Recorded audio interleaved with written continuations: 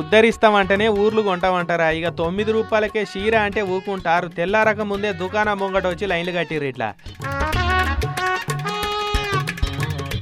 ఎంకన్న దర్శనానికి పోయినప్పుడు కూడా గింత కష్టపడి ఉండరు.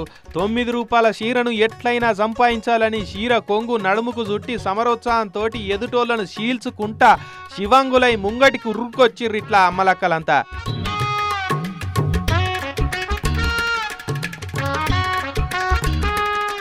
షట్టరు తెరవంగానే అందరికంటే ముందుగాలు పోయి మంచి మంచి అంచులు మంచి మంచి డిజైన్లున్న చీరలను మనమే అందుకోవాలని ఆరాటపడ్డరు ఒక్కొక్కరు.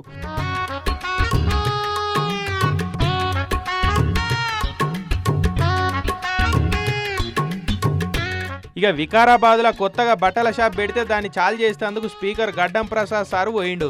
ఇక ఓపెనింగ్ ఆఫర్ అని 9 రూపాయలకే చీరిస్తామని వికారాబాద్ చుట్టుముట్టు పల్లెల పొంటి ప్రచారం చేసిరు దుకాణపోళ్ళు.